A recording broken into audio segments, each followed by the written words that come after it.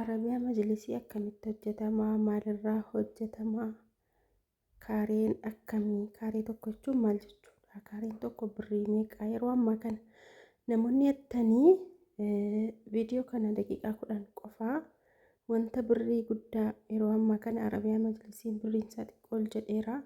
Wanta birrii hamma kana itti baastanii bitattan tokko daqiiquma muraasa kana dhaggeeffadhaan isiniin jedha inshaallah. Inni akkuma argitan maashaallah boondii baay'ee tokko bareedaa ta'e sesseenee jira. Lafti halkanii yeroo kan halkanii isinitti agarsiisin keessaatii 11 wayii ergireef arraagafamee kaara jechuudha. Akkuma argitan halkan galee makiinaanii akkasii. Assalaamu alaykum warahmatullahi wabarakaatuh. Jirtuu nagaa keessanii fayyummaa alhamdulillah. Nagaa fayyaa kootii isinillee bakka jirtanitti rabbiin nagaa fayyaa isin haa taasisu.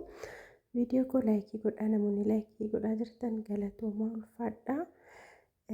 Rabbi isinirraa jaallatu. Ammallee laayikii godhaa, sabskiraayibii godhaa. Yaada keessan koomentii jala naaf kaa'aa jechuudha waan jiru. Anna Arabiyaa majlisii egaa qodaa bubbu'ee ka'een viidiyoo godhaan ture. Asumaan asirratti abbaa xiqnasii 10 kun kan mafarrashaati.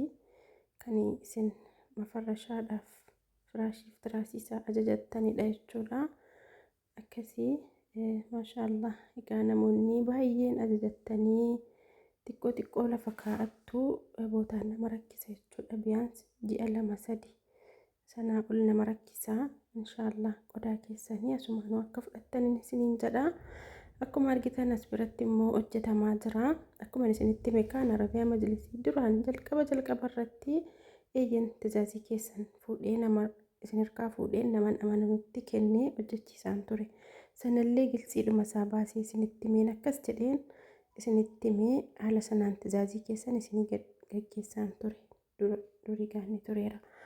Amma garuu wanti gara namaa amaanaan namatti darbuun bareedaa miti. Namni akka ofii namaan ta'u gaayaa namatti kennuu miti. Sarratanyaan isin qaxartanii ofii keessanii qaxartanii hojjechiistan yoo ija keessaniin bira hin jirree akka ta'e jechuudha. Akka ta'e namarraa godha. An ofii kootiin tajaajii keessan ija keessan fuulduratti ija koo fuulduratti jechuudha. Kun akkas qodaa ofii kootii qodaa maateeriyaalii babbareedaa jechuudha. Amaanaa keessan gatii ta'e jennaan, amaanaadha gatii ta'e jennaan ofii koo filaalee bitee galchee baalamoyaa hojii kanarra waggaa dheeraa tureen jechuudha. Akaniin ija koo fuulduratti isiniif hojjechiisu. Innaa wanti kara namaa wallaahi faayidaa isaarra hanga mataa dhukkubbii caalaa. Arabiyaa majlisii tokko amaanaa nama harkaa fuudhanii namatti kennanii Allah sa'aatii yeroo jedhametti hin bahu qaxaroodha bakka baay'ee tokko rakkisaadha. Hamma garuu alhamdulillah 100% ofumaa kooti jechuudha. Isinii hojjetaan jira. Kanaafi tureera jechuun ani asirratti bahee hin dubbanne malee yaa'u viidiyoon haala kanaan agarsiisee hin dubbanne malee tureera jechuudha. Hojii kana yeroo jalqabuun koo akkasii inshaallah namoonni barbaadanii ajajachuu dandeessu. Waa tokkoyyuu abshirii anis nama akkuma keessan biyya Arabaa turee dhufedha. Birriin biyya Arabaa yeroo as ergamtu xiqqoo wayiiga nama biyya keessaa fakkeenyaaf damooza guddaa nyaatu yoo caale jechuudha. Innis hin jettee hojjettanii ergattan akkamitti akka dhuftu garuu namuma hojjetee ergu sanatu beekaa. Ala biyya dhuftu garuu biyya Arabaa qiimaan godhattu jechuudha. Hundatoo asiif achi bakka biyya galees barakaan qabu. Namnis illee barakaatti namaan godhu. Asliidhuma isaa barakaan qabu natti fakkaata. Inshaallah rabbi barakaa keessa nuuf akka waan dalagannu keessa hunduma keenyayyuu inshaallah yoo barakaa qabaatedha wanti hundi malee danatee bicatee miti. Akkasii kan argaa jirtan kun Arabiyaa majlisii inni duraanii wal makeera sila tokkoon kun akkas jedhee haasa'uufaniin ture. Haasaa biraatti kuteennaan suuraan dafee daddarbee annaa jarisin argaa jirtan kun abbaa xiqnasii 30 20 16 10 40 waluma makaadha. akkasii maaliifuu namoonni barbaadan egaa asirraa suuraa iskiriinshoot gootanii argachuu dandeessu. Namoonni baay'een keessaan suuraa naa ergi jettu namoota baay'eetu na dubbisa jechuudha. Keessan hundumatti suuraa gosa gosaan sheer godhaa yoon taa'e bilbilli guyyuma tokkoyyuu naaf hin bulu. Achumaan na jalaa allaga guutee na hojjechuu dida jechuudha. Kanaaf teelegiraamii chaanaaliis qabaa. Isallee liinkii isaanii isinitti ergaa achi jala galtanii suuraa laallattu achi jala jira. Asirraa isillee viidiyoo kana fakkeenyaaf isinittiin ergaa yeroo suuraa Arabiyaa Majlisii jettanan viidiyoo kanan isin ergaa. Irra jala seentanii suuraa barbaadan ilaaltanii maraxattanii iskiriinshoot gootanii natti ergitu jechuudha. Akkasii keessaanii bilbilli nama rakkisa. Bilbilli keessatti bilbilli hojii isinuun beektu WhatsApp ofii keessanii kanuma hiriyoota naasoftan yoo akka tokko miseejiin baay'ate nama jalaa allagasaa. Kun immoo suuraa viidiyoo waamee qabaataa rakkoodha. Akkasii inshaallah viidiyoo makanan sheer isinii godha jechuudha. Jala seentanii ilaallattanii ergattanii. Kanaaf Arabiyaa Majlisii yeroo ajajattan manni dirqama safaramuu qaba. Manni safaramee Arabiyaa Majlisii abbaa teeknisii meeqa akka barbaadan gatii isaatiin wal bira qabee isinitti himee diizaaniidhaan wal dhabaa. Teeknisii isaatiin lafarraa ol ka'iinsa isaatii fi lafatti gadi haphina isaatii wal dhabaa. Kanaaf asirraa iskiriinshoot gootanii manni keessan safaramee yooma safaramuu baateyyuu jalqaba kaareen tokko hammanaa abbaan teeknisii 10 hammanaa 20 hammanaa jedheen isinitti mamaalii fi diizaayiniidhaan wal dhaba carqiidhaan wal dhaba. Carqii jechuun egaa carqiin Turkii jira, carqiin Saawudii jira, carqiin Chaayinaa jira. Kanaaf wal keessa carqii agareenyaa kan jedhamu wayis jira. Carqii isaatiin illee wal dhabaa, diizaayinii wal dhabaa, teeknisii wal dhabaa. Kanaaf gatiin Arabiyaa Majlisii kaareen hammanaan nama rakkisa jechuudha. Booddee kaareen hammanaa asirratti hidhee suuraa tokko ergitanii maa kana viidiyoo irratti hammanan jennee yoo jettan diizaayiniin isin ergattaniif carqiinsaa garaagara ta'uu danda'a.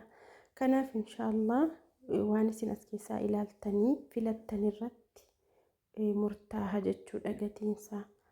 Innaa Arabiyaa Majlisii immoo carqii sarara keessaa miti. Irra guddaan boondii isa keessaati. Carqii sa'aatii barbaadan yeroo barbaadanitti irraa qayyarsiisuu irraa baastanii miiccuu akka barbaadan gochuu dandeessu. Inni birrii guddaa fudhatu boondii isa keessaati. Inni kwaalitummaansaa maalisaas ilaalamuu boondii isa keessaati.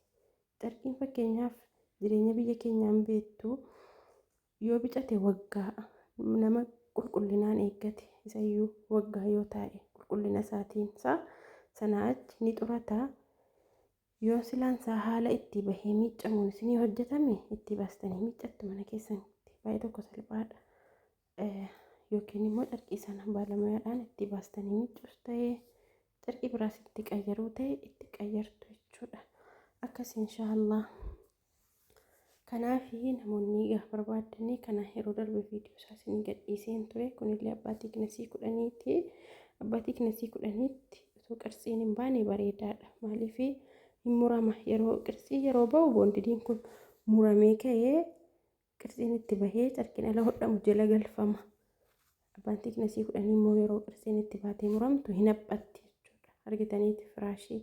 Amma kun fakkeenya kaaree tokko namoonni kaareen akkam jettanii kunis kaaree tokko yookiin meetira tokko jedhama. Sababa inni kaaree jedhamee fi isa maqamacaa isaatu meetira tokko digaa fi isa girgiddaatti hirkatee jiru sanatu meetira tokko. Kanaaf kaaree tokko jedhamee walitti. Bal'inaaf dheerina isaatu meetira tokko walitti kaaree tokko jedhama. Garuu isin meetiruma tokko jettanii fudhachuu dandeessu.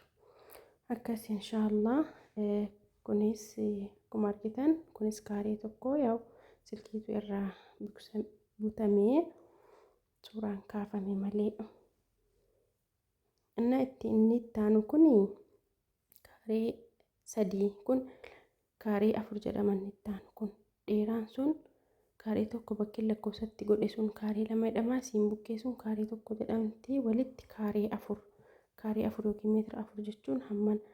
Kun immoo kaaree 3 jedhama. Kunis immoo kaaree 5 jedhama. Akkasii maaliif isinii galaa. kaareen hamma makkate kun bartaniitu natti fakkaata. Kun immoo kaaree afuridha. Isiin jidduu sun kaaree lamatti fudhatamte jechuudha. Koornarittiin bakkiin qubatti qabe kun koornarii jedhama. Inni mataa isaatti kaaree lama. Inni gara kanaan akka firaashiitti dheeratee jiru kun immoo yaa'u dheeraadha. Meetira 2 yookiin kaaree 2 jechuudha. Kun koornariin bakka qubatti qaqqabe kana kun koornariidha. Inni mataa isaatti 2 jedhama. Gara kanaan meetira 1 fudhata, gara kanaan meetira 1 fudhata. Akkasii inshaallah jirri kun